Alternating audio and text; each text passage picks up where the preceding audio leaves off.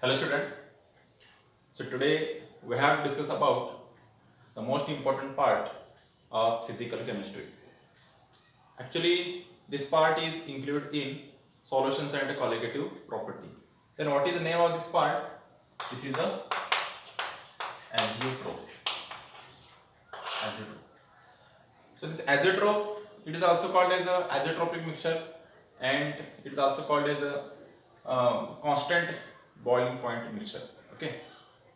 So in IIT, JEE, JIPMER and NEET, this type of examination, this point related questions is asked. Okay. So first we are discuss about what is the meaning of actually azeotrope and then the graphical representation of azeotropic mixture. ठीक आहे. आता याच्यामध्ये बघू azeotrope म्हणजे याचा अर्थ काय? तर azeotrope ची टेक्निकल डेफिनेशन काय तुम्हाला मी सांगतो. Azeotrope म्हणजे काय? A binary solution. Binary solution means it is a liquid mixture. Okay. A binary solution having definite composition of liquid phase and vapor phase. Definite composition, liquid phase and vapor phase. Or actually is the same composition of liquid phase and vapor phase boil at constant temperature. Boil at constant temperature is called as a azeotrope. ही त्याची definition आहे. म्हणजे याचा अर्थ काय? आता बघा for example तुम्हाला सांगतो. समजा एक बायनरी सोल्यूशन आहे. Binary solution means they represent only two components. Which two components? One of this a solute and one of these a solvent. आता बघा A and B हे दोन कंपोनेंट्स आहेत. A and B हे दोन components आहेत. पहिल्यांदा आपण azeotrope म्हणजे काय बघू आणि नंतरचं बघू ग्राफिकल रिप्रेझेंटेशन आणि नंतर बघू IIT ला कुठले क्वेश्चन विचारले होते त्याच्यावर. बघा A आणि B हे दोन कंपोनेंट्स आहेत. बरोबर? म्हणजे हा बायनरी सोल्यूशन. आता याच्यामध्ये A जो आहे कन्सिडर करा A is a solute and B is a solvent and both are existing liquid. दोघं पण कसे पाहिजेत? लिक्विड मध्येच पाहिजेत. दोघं पण कसे पाहिजेत? लिक्विड मध्ये पाहिजेत. मग समजा A आणि B कशाला काय हे मिक्स केल्यानंतर A आणि B हे मिक्स केल्यानंतर काय तयार होणार? सोल्युशन तयार होणार. काय तयार होणार? सोल्युशन. पण तयार झालेले सोल्युशन आहे म्हणजे A घेतला B घेतला तयार झालेले सोल्युशन आहे त्या सोल्युशन मध्ये जो बॉइलिंग पॉइंट आहे कोणाचा A आणि B तो का असतो? सेम असतो. मग सेम असल्यामुळं हे जे A आणि B these two components cannot be separated by fractional distillation. लक्षात का? म्हणजे A आणि B हे दोन कंपोनेंट आहेत, दोघं पण लिक्विड मध्ये आहेत. मग A चं काहीतरी बॉइलिंग पॉइंट असणार, B चं काहीतरी बॉइलिंग पॉइंट असणार. बरोबर आहे का? एक डेफिनेट कंपोजिशन A आणि B ला मिक्स केल्यानंतर तुम्हाला काय मिळणार? AB सोल्युशन मिळणार. बरोबर आहे का? आता हे जे सोल्युशन आहे ह्या सोल्युशन मध्ये A आणि B लक्षात का यांचा जो बॉइलिंग पॉइंट आहे तो का तो कॉन्स्टंट राहतो. का तो कॉन्स्टंट. म्हणजे याचा अर्थ आता बघा हे दोन्ही लिक्विड्स आहेत. दोन्ही लिक्विड जर सेपरेट करायचे असेल आपण कुठली प्रोसेस वापरतो? एक सिंपल डिस्टिलेशन. त्याच्या पुढे जातो फ्रॅक्शनल डिस्टिलेशन. लक्षात का? फ्रॅक्शनल डिस्टिलेशन करून A आणि B दोन्ही मिक्स A आणि B मिक्स झाल्यानंतर तयार होणारे सोल्युशन आहे हे सेपरेट करता येत नाही. का?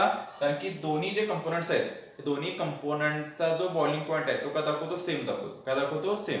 आणि सेम दाखवत असेल तर तुम्हाला फ्रॅक्शनल डिस्टिलेशन करता येणार नाही. लक्षात का? त्या सोल्युशनमध्ये आपण azeotrope सोल्युशन असं म्हणतो. काय म्हणतो? azeotrope सोल्युशन और azeotrope मिक्सचर. आता फ्रॅक्शनल डिस्टिलेशन म्हणजे कसं असतं? आता फॉर एक्झाम्पल समजा तुम्हाला माहिती इथेनॉल आणि वॉटर. ओके. आता इथेनॉलचा बॉइलिंग पॉइंट आहे 351.3 केल्विन आहे. 351.3 केल्विन आपण केल्विन मध्ये घेतलं आणि वॉटरचा बॉइलिंग पॉइंट आहे 373 केल्विन. बरोबर आहे का? आता बघा हा इथेनॉल आणि हा वॉटर आहे हे दोन्ही मिक्स केले. बरोबर आहे? त्याच्यामध्ये हायड्रोजन बॉन्ड तयार होईल. दोघं पण मिक्स होतील. आता मिक्स झाल्यानंतर समजा मला हे फ्रॅक्शनल डिस्टिलेशन करायचं आहे. फ्रॅक्शनल डिस्टिलेशन मध्ये कसं असतं? जनरली फ्रॅक्शनल डिस्टिलेशन मध्ये कसं आहे प्रोसेस? एक राउंड बॉटम फ्लास्क असतो इथं. बरोबर आहे? आणि हा कंडेन्सर असतो. मी एक रफ डायग्राम काढतोय लक्षात घ्या तुम्ही. असं कंडेन्सर असतो. इथं आपण याच्यामध्ये काय घेतलं? हे मिक्सचर घेतलं. आता कन्सिडर करा हा इथेनॉल आहे इथं वॉटर आहे आणि बॉइलिंग पॉइंट कोणाचं कमी आहे? इथेनॉलचा बॉइलिंग पॉइंट कमी आहे. किती आहे? 351.3 केल्विन. तर समजा आपण त्याला हीट दिली तर हीट दिल्यानंतर पहिला बॉईल कोण होणार? वॉटर होणार का? नाही. पहिला बॉईल होणार इथेनॉल बॉईल होणार. इथेनॉल बॉईल झाला कितना काय होणार? तो पुढे पास झाल्यानंतर तिथे काय होतो? कंडेन्स केलं जाईल. कंडेन्स केलं म्हणजे काय? This vapour phase is converted into liquid. पहिल्यांदा काय सेपरेट होणार? पहिला सेपरेट होणार, इथेनॉल सेपरेट होणार. काय होणार? इथेनॉल एक पर्टिक्युलर टेम्परेचरला. बरोबर आहे का? पण इथेनॉल तुम्हाला इथे मिळाला, पहिला मिक्स होता, इथेनॉल तुम्हाला इथं सेपरेट मिळाला आणि इथं काय राहिलं शेवटी? वॉटर राहिलं. ठीक आहे, राहिलं. मेरा काय नाहीचं, this is called as a fraction distillation. त्याला कोणतं आपण? Fraction distillation. लक्षात काय? ॲझोट्रॉपिक मिक्सरमध्ये काय होतं? हे दोन्ही कंपोनंट मिक्स केल्यानंतर तुम्हाला जे मिळणारे जे सोल्युशन आहे, कुठलं सोल्युशन आहे? जे AB सोल्युशन आहे, ते AB सोल्युशनमध्ये ए आणि बी हे दोन्ही लिक्विड्स आहेत, त्यांचा जो बॉइलिंग पॉईंट आहे तो बॉइलिंग पॉईंट दाखवतो, कॉन्स्टंट दाखवतो. काय दाखवतो? कॉन्स्टंट. कॉन्स्टंट दाखवल्यामुळे तो सेपरेट करता येत नाही. तो सेपरेट करता येत नाही. कशाला काय? त्याला म्हणतो आपण ॲझोट्रॉपिक मिक्सर असं म्हणतो. त्याला काय म्हणतो? ॲझोट्रॉपिक मिक्सर. हा सगळ्यात महत्त्वाचा पार्ट. बरोबर.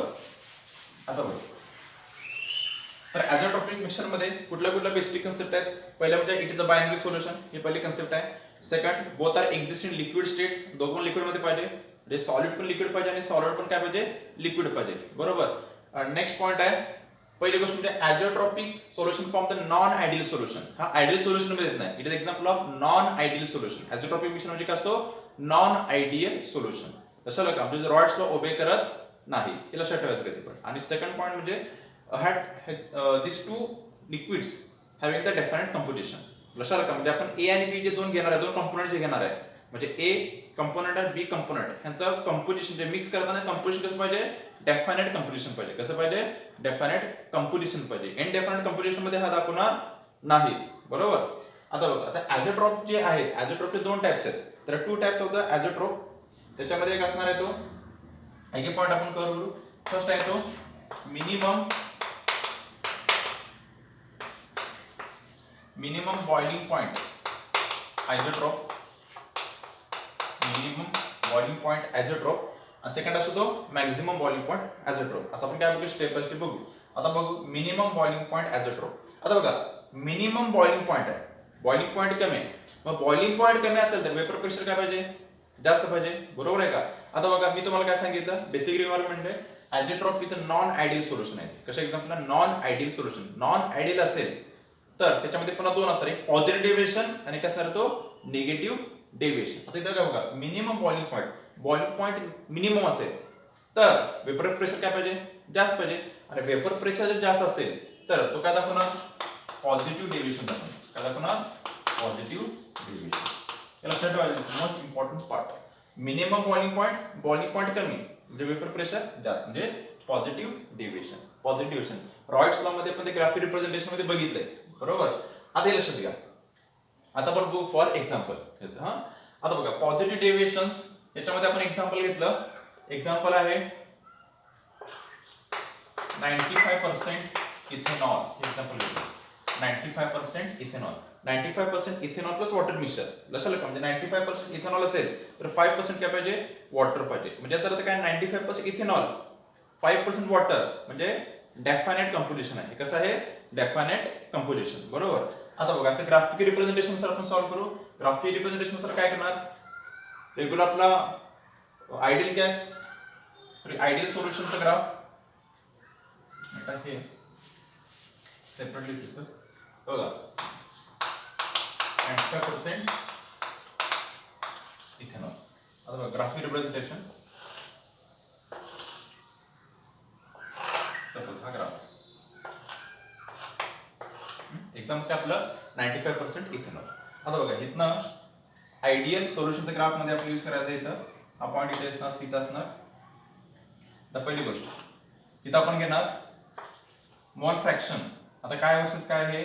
इथं असणार आहे वेपर प्रेशर वर्सेस मोल फ्रॅक्शन. बरोबर ना? आपण regular graph vapour pressure versus मोल फ्रॅक्शन. बघा इथं मोल फ्रॅक्शन ऑफ C2H5OH इथं असणार 1 आणि इथं आपण कसं घेतला? Mole fraction of C2H5OH is equal to 0. Then mole fraction of H2 is 0. Mole fraction of H2O is equal to 1. Mole fraction of H2O is equal to 1. हे ग्राफ रिप्रेझेंटेशन. आता बघा, आता जनरली हा नॉन आयडियल सोल्युशनचा पार्ट आहे. मग आपण generally तो ideal सोल्युशनचा ग्राफ अशा टाइप मध्ये येतो. असा ग्राफ त्याच्यामध्ये काढू. आता बघा, so this 95% ethanol is upon the positive deviation. Positive deviation म्हणजे हा जनरली हा जो ही जी लाईन आहे ही लाईन कोणाची आहे? Vapour pressure of solution. बरोबर आहे का? मग ते कसं असणार पॉझिटिव्ह डेव्हिएशन म्हणजे थोडंसं पार्ट काय असणार पॉझिटिव्ह बरोबर. आता बघा इथं लक्षात घ्यायचं 95% इथेनॉल. आता आपल्याला काय करायचं ॲझोट्रॉपिक मिक्सरचं कंपोजिशन तयार करायचं. काय करायचं ॲझोट्रॉपिक मिक्सरचं काय तयार करायचं कंपोजिशन. बघा 95% आता 95% इथेनॉल. बघा इथं कुठे हा 1 आहे कन्सिडर, इथे किती हा 0 आहे, वॉटर किती 0 आणि इथे किती वॉटर 1. आता बघा 95% इथेनॉल म्हणजे 5% काय पाहिजे वॉटर पाहिजे. 5% वॉटर म्हणजे किती झालं याच्यामध्ये, समजा हा 1 आहे तर 0.5 झालं याच्यामध्ये, 0.5 म्हटलं इथं 0 म्हणजे 0.5 म्हणजे पॉईंट येतील साधारण हा पॉईंट येतील. इथं पॉईंट येणार हा पॉईंट येतील हा पॉईंट येतील. Okay, so this point, okay, so this point is represent the 95% ethanol. 95% ethanol. म्हणजे इथे काय दाखवणार आहे, इथे काय दाखवणार की ह्या पॉइंटला, ओके, ह्या पॉइंटला जे कंपोजिशन असणार आहे, कंपोजिशन ते कुठलं असणार आहे ॲझोट्रॉपिक कंपोजिशन असणार आहे. कसं असणार आहे ॲझोट्रॉपिक कंपोजिशन. ॲझोट्रॉपिक कंपोजिशन असणार. हे कशा रिलेटेड झालं मोल फ्रॅक्शन रिलेटेड झालं. आता बघा हे जर मी अजून एक ग्राफ याच्यामध्ये काढला, अजून एक ग्राफ याच्यामध्ये समजा मी काढला, तर इथं आपण घेतलं यूएस ग्राफ, इथं आपण घेतलं याच्यामध्ये boiling point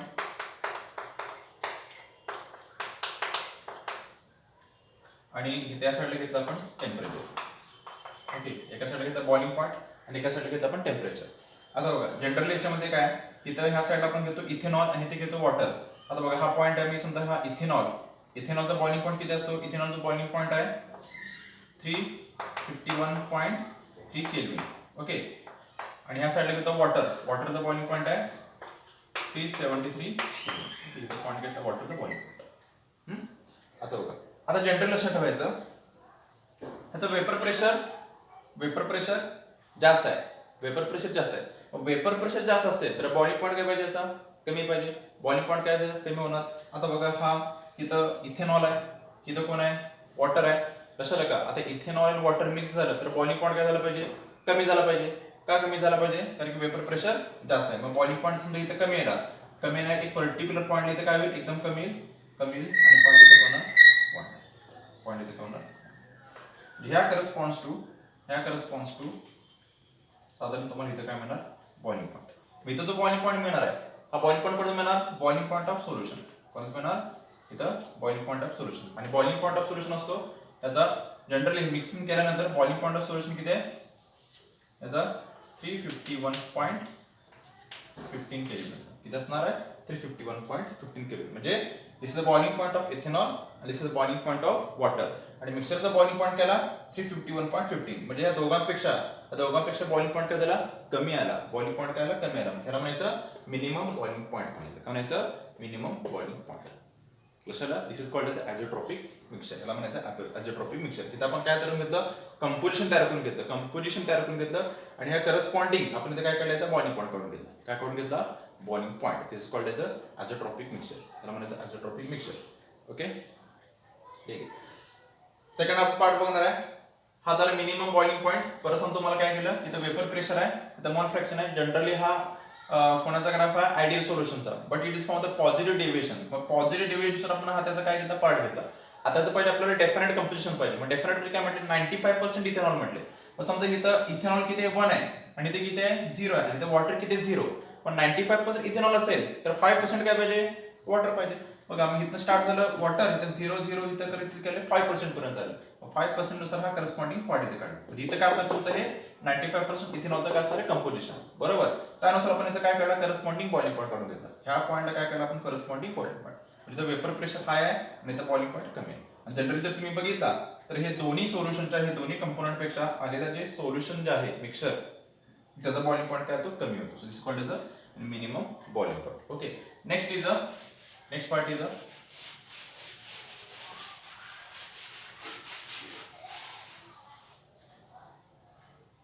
the negative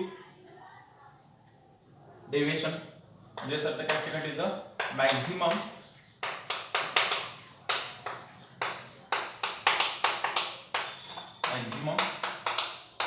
boiling point. So this is called the maximum boiling point. Boiling point जास्त आहे म्हणजे वेपर प्रेशर कमी. म्हणजे काय ना निगेटिव्ह डेव्हिएशन. आता निगेटिव्ह डेव्हिएशनचं एक्झाम्पल कुठलं? निगेटिव्ह डेव्हिएशन एक्झाम्पल येतं 68%, म्हणजे 68.5% आपण घेतो तर 68.4% घेतो. 68.4%, okay, 68.4% HNO3 solution, 68.4% HNO3 solution.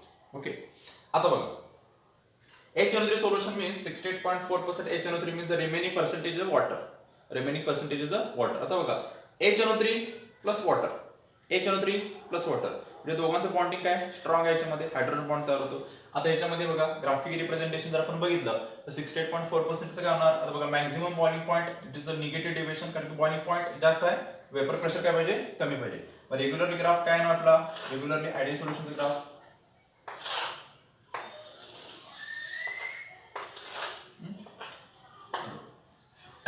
This is the vapor pressure, this is the mole fraction, okay. This is the HNO3, mole fraction of HNO3 is equal to 1. इथे घेतलं आपण mole fraction of HNO3 is equal to 0. कशाला का? म्हणजे mole fraction 1 इथं mole fraction काय झाले? 0. इथं composition 0, इथं composition 1. And in this case mole fraction of water is 0 and mole fraction of water is equal to 1. Okay. आता बघा, इथं मोल फ्रॅक्शन ऑफ HNO3 आहे, इथं मोल फ्रॅक्शन ऑफ इथं वॉटर आहे. जनरली ग्राफ आपला असा असणार, HNO3 इथं वॉटर आणि सोल्युशन ग्राफ असा. हा काय दाखवतो? निगेटिव्ह डेव्हिएशन दाखवतो. निगेटिव्ह डेव्हिएशन कशाला का?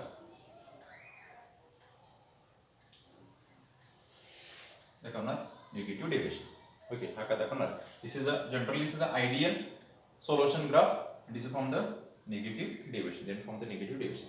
आता इथे काय म्हटले? 68.4%, म्हणजे आपण 68% घेऊ. 68.4% HNO3. आता बघा इथं 1 आहे HNO3, इथे किती आहे? 0. इथं वॉटर किती आहे? 0. आता बघा 68.4, इथं वॉटर 0 आहे, जे रिमेनिंग 32% काय असणार? वॉटर. बघा इथे HNO3 मध्ये आपण वॉटर ऍड करत चाललोय. HNO3 मध्ये वॉटर काय करतो आपण? ऍड करत चाललोय. ऍड करत गेलो, ऍड करत लिक्विड पर्यंत झाले हे 34%, साधारण 34 मध्ये इथं 50 आलं, इथं वॉटर किती येणार? इथं 34%, सॉरी 32% वॉटर किती आलं याच्यामध्ये? 32%. 32% ला हे पर्टिक्युलर हा पॉइंट तुम्हाला मिळणार. जिथं काय होणार? हे कंपोजिशन तयार होणार. हे कंपोजिशन कुठे दाखवणार? दिस इज अ 68.4% असणार याच्यामध्ये कंपोजिशन. कोणतं कंपोजिशन? नायट्रिक ऍसिडचं. बरोबर आहे का? परत सांगतो बघा, HNO3 1, HNO3 0, वॉटर 0, वॉटर 1. इथं मोल फ्रॅक्शन कोणाचे आहेत? नायट्रिक ऍसिडचे आहेत, वॉटरचे नाही आहेत. याच्याबरोबर ऍड काय करत गेलो?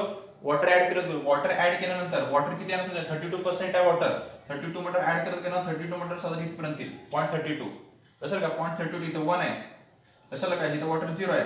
0.32 मीटर साधारण इथं येईल, ह्या पॉईंटला येणार. इथं काय नाही, कंपोजिशन असणार. किती कंपोजिशन असणार? इथं 68.4% HNO3 असणार. 68.4% HNO3. ओके, ठीक आहे. आता ह्या करस्पॉन्स टू जर आपण ह्याच्यामध्ये अजून एक ग्राफ काढला, कुठला ग्राफ असणार याच्यामध्ये? इथं असणार इथं बॉइलिंग पॉइंट, बॉइलिंग पॉइंट, आणि इथं असणार टेम्परेचर. बॉइलिंग पॉइंट इथं काय असणार याच्यामध्ये? टेम्परेचर. आता काय बघा याच्यामध्ये, हा बॉइलिंग पॉइंट, इथे HNO3 आणि हा इथे काय असणार आहे? वॉटर. आता बघा boiling point of HNO3 boiling point किती असतो? 359 केल्विन असतो. किती असतो? 359 kelvin. 359 kelvin is the boiling point of HNO3 and 373 kelvin is the boiling point of water. बरोबर आहे. आता लक्षात घ्या, इथं वेपर प्रेशर कमी आहे, वेपर प्रेशर कमी, म्हणजे बॉइलिंग पॉइंट काय असणार? जास्त असणार. मग इथं काय होईल याच्यामध्ये? जसं आपण ह्याच्यात नायट्रिक ऍसिड जसं आपण वॉटर ऍड केलं गेलो, तसं काय होणार? बॉइलिंग पॉइंट वाढत जाणार, वाढत जाणार, वाढत जाणार, एक हायर पीक मिळणार, आणि पर्टिक्युलर पॉइंटला काय होणार? पुन्हा कमी येणार, पर्टिक्युलर पॉइंटला कमी येणार. म्हणजे हा करस्पॉन्डिंग जर आपण पॉइंट काढला, हा करस्पॉन्डिंग पॉइंट काढला, तर तुम्हाला इथे काय मिळणार? बॉइलिंग पॉइंट ऑफ मिक्सचर मिळणार. काय मिळणार? Boiling point of mixture. आणि हे साधारण हे बॉइलिंग पॉइंट ऑफ मिक्सचर साधारण किती मिळेल? 393.5 Kelvin.